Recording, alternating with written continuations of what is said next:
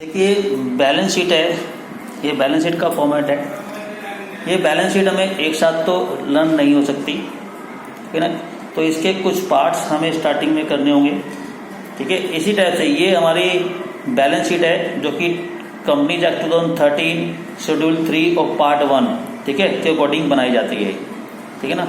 Partnership में अलग होती है, ये अलग है, ठीक है। यहाँ पर इस तरीके से यहाँ पर टॉप पर कंपनी का नाम आ जाएगा, फिर बैलेंस शीट एज एट जिस डेट पर बनाई जा रही है उस डेट को मेंशन कर देंगे। पर्टिकुलर यहाँ पे नोट टू अकाउंट्स आता है, नोट टू अकाउंट के अंदर नोट नंबर आते हैं, फिर अमाउंट, ठीक है, राइट। अब देखिएगा सबसे पहले फर्स्ट ये दो साइड होती हैं बैलेंस शीट में, दो साइड होती हैं, लायबिलिटी साइड, ये लायबिलिटी साइड है और ये एसेट साइड है, ठीक है। एसेट्स को पहले भी एसेट लिखते थे, अभी भी एसेट साइड लिखते हैं। लायबिलिटीज को पार्टनरशिप में तो लायबिलिटी लिखते हैं, लेकिन कंपनी अकाउंट में जो कॉर्पोरेट अकाउंटिंग है उसके अंदर इसका हेडिंग आता है इक्विटी एंड लायबिलिटीज। इक्विटी का मतलब कैपिटल और लायबिलिटीज का मतलब आउटसाइडर्स की लायबिलिटीज, ठीक है। तो यहाँ पर लिखेंगे नंबर वन लायबिलिटीज, नंबर 2 ये एसेट्स होती है। तो नंबर 1 लायबिलिटीज के अंदर लिखेंगे इक्विटी एंड लायबिलिटीज के अंदर लिखेंगे शेयर होल्डर फंड, ठीक है। तो इक्विटी एंड लायबिलिटीज का फर्स्ट हेडिंग हमारा है शेयर होल्डर फंड, ठीक है। शेयर होल्डर फंड के अंदर फर्स्ट सब हेडिंग, इसको हम सब हेडिंग कहते हैं, ये होती है हमारी share capital. Means share capital को शेयर होल्डर फंड में दिखाया जाता है, ठीक है। तो जो मैंने आपको 3 टाइप की कैपिटल बताई है, ऑथराइज, इश्यूड एंड सब्सक्राइब्ड, वो शेयर कैपिटल में हमें शो करनी है, मेंशन करनी है, डिस्क्राइब करनी है। दूसरा होता है रिजर्व एंड सरप्लस, जितने भी हमारे अनडिस्ट्रीब्यूटेड प्रॉफिट्स एंड रिजर्व्स होते हैं, undistributed profit, losses and reserves, वो सारे के सारे हम रिजर्व एंड सरप्लस में शो करते हैं, ठीक है, राइट। तो अब हम पहले जो मैं आपको समझा रहा हूँ ये share capital, reserve and surplus, और एसेट साइड के अंदर करंट एसेट्स के अंदर cash and cash equivalent. Cash and cash equivalent वो अमाउंट होता है जो हमें करंट ईयर में या नए शेयर्स को इश्यू करने पर पैसा हमें मिला है। इसके अंदर कैश, बैंक के बैलेंस लिखे जाते हैं, ठीक है। तो मैंने आपको वैसे लर्न करने के लिए कहा था बैलेंस शीट, अब पता नहीं आपने की या नहीं की, फिर भी इसलिए मैं आपको ये समझा रहा हूँ। तो बैलेंस शीट जो बनाएंगे, जैसे मैंने आपको बताया, ये कैपिटल को शो करने के लिए बैलेंस शीट आ जाएगी, ऊपर इसके इन बुक्स ऑफ कंपनी आ जाएगा, एज एट डेट आ जाएगी। नंबर 1 इक्विटी एंड लायबिलिटीज के अंदर आएगा शेयर होल्डर फंड, फिर share capital, working note number first. Share capital में सबसे पहले ऑथराइज कैपिटल, ये नोट टू अकाउंट है, मीन्स वर्किंग नोट्स हैं, है ना। तो वर्किंग नोट नंबर फर्स्ट जो हमारा शेयर कैपिटल का है वो आ जाएगा नंबर 1 लिखकर शेयर कैपिटल। शेयर कैपिटल के अंदर सबसे पहले आती है हमारी ऑथराइज कैपिटल, जिससे ज़्यादा कैपिटल हम अपनी पूरी लाइफ में इशू नहीं कर सकते, उसी को हम ऑथराइज कैपिटल कहते हैं, ठीक है। और ऑथराइज कैपिटल के अंदर दोनों टाइप के शेयर्स लिखेंगे हम, इक्विटी भी और प्रेफरेंस भी, क्योंकि 2 टाइप के शेयर्स पब्लिक को हम इशू करते हैं। जितने इक्विटी शेयर्स इशू किए हैं मल्टीप्लाई फेस वैल्यू, जितने प्रेफरेंस शेयर्स हमने इशू किए हैं मल्टीप्लाई फेस वैल्यू, ठीक है। दोनों को यहाँ पर लिखकर और क्लोज कर देंगे। इसका आगे क्वेश्चन पर कोई इंटरफेयर नहीं है, ये यहीं पर दिखाई जाती हैं सिर्फ, राइट।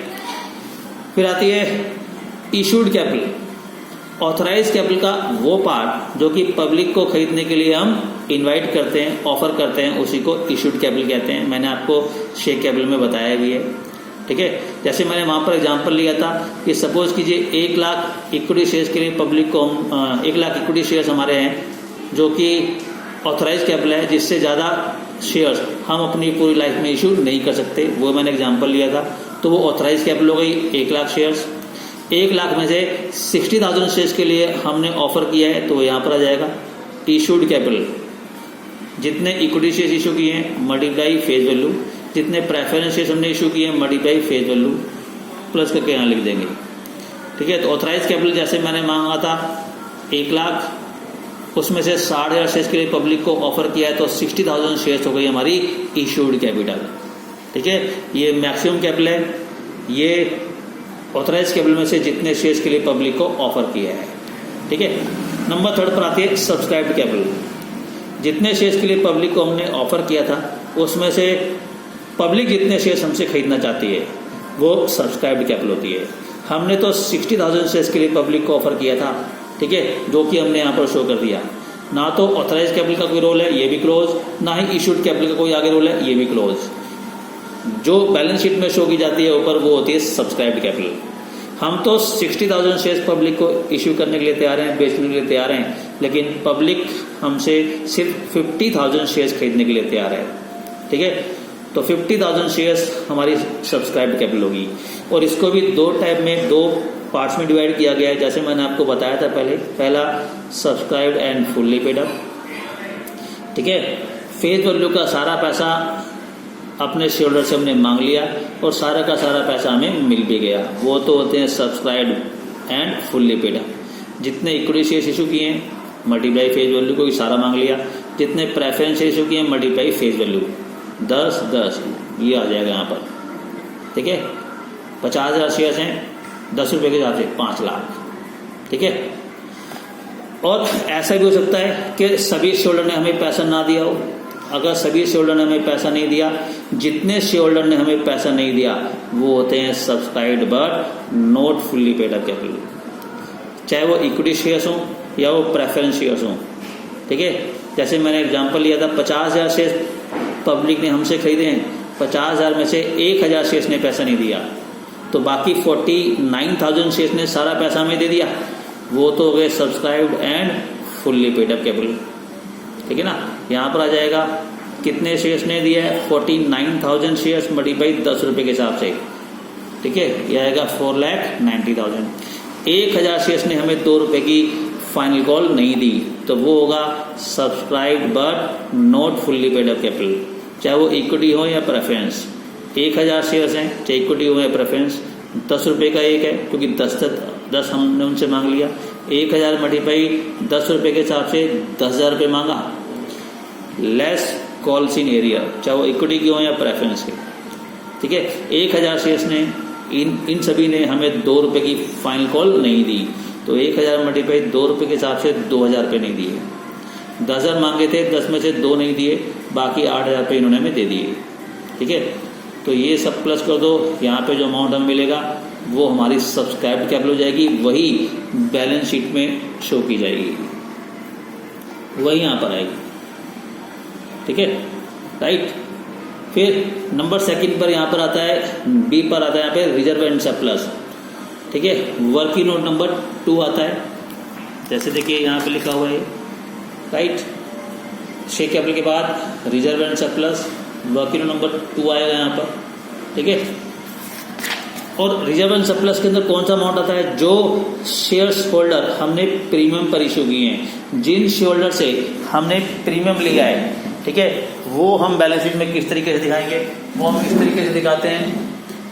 यहाँ पर लिखेंगे reserve and surplus, working note number 2, ठीक है। और नोट्स टू अकाउंट में भी वर्किंग नोट्स में वो वर्किंग नोट नंबर 2 शो किया जाएगा, यानी कि working note number 2 reserve and surplus, ठीक है। इसके अंदर दिखाया जाएगा सिक्योरिटी प्रीमियम रिजर्व, जितना भी हमने सिक्योरिटी प्रीमियम रिजर्व लिया है, ठीक है, वो यहाँ पर वर्किंग नोट्स में दिखाकर क्लोज करके बैलेंस शीट में शो किया जाएगा, ठीक है। Reserve and surplus balance sheet में शो कर दिया, ठीक है।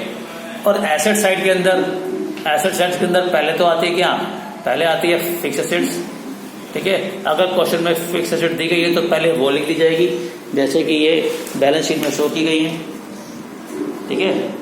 नॉन करंट एसेट्स के अंदर फिक्स एसेट आती है सारी, टेंजिबल इंटेंजिबल सारी हैं यहाँ से यहाँ तक। अगर दी गई है तो लिख देंगे, नहीं दी तो करंट एसेट्स के अंदर आएंगे। करंट एसेट्स के अंदर ज़्यादातर जो दिया होता है वो होता है कैश एंड कैश इक्विवेलेंट, हमारे पास कितना कैश आया है, राइट। मेन अभी यही कर रहे हैं क्योंकि बाकी आगे जाके करेंगे। तो एसेट्स के अंदर करंट एसेट्स, इसके अंदर लिखेंगे हम cash and cash equivalent. Current assets के अंदर कैश एंड कैश इक्विवेलेंट, क्योंकि कैश एंड कैश इक्विवेलेंट के अंदर कैश और बैंक के बैलेंस आते हैं, ठीक है, राइट। जितना कैश हमारे पास आया है या जितना बैंक में हमारे पैसा आ गया है वो हमारा कैश एंड कैश इक्विवेलेंट होता है, ठीक है। ये वर्किंग नंबर 3 और वर्किंग नोट में दिखाया जाएगा कितना पैसा हमारे पास आया है। कैश एंड कैश इक्विवेलेंट, इसके अंदर आते हैं कैश एंड बैंक, कैश का बैलेंस और बैंक का बैलेंस। ठीक है, जितनी भी बैंक की एंट्री है, जितनी भी बैंक की एंट्री, जितना ही पैसा हमारे पास आया उन सबको प्लस कर देंगे। ठीक है, और प्लस करके टोटलिंग करके यहाँ पे लिखेंगे, या फिर इसके लिए हम कैश बुक बनाएंगे, कैश बुक के अंदर जो बैलेंस निकलेगा वो यहाँ पर लिख देंगे। ठीक है, टोटल करके बैलेंस शीट में शो कर दिया जाएगा। क्लियर, समझ में आया? तो अभी सारी बैलेंस शीट एक साथ तो नहीं बन सकती, ठीक है ना। तो स्टार्ट करने के लिए जो स्टार्टिंग में हमारे पास है तो वो पॉइंट मैंने आपको बता दिया है। पहले शेयर कैपिटल, पहले हम इस पर डिस्कस करेंगे। फिर दूसरा आएगा रिजर्व एंड सरप्लस, ठीक है। और एसेट्स के अंदर कैश एंड कैश इक्विवेलेंट, जितना पैसा हमारे पास आ जाता है, बैंक की जितनी एंट्रीज है हम उन सबको प्लस कर देते हैं। ठीक है, तो वो हमारा कैश एंड कैश इक्विवेलेंट बन जाता है। कैश एंड कैश इक्विवेलेंट के अंदर हमारा कैश एंड बैंक का बैलेंस शो किया जाता है। राइट, समझ में आया?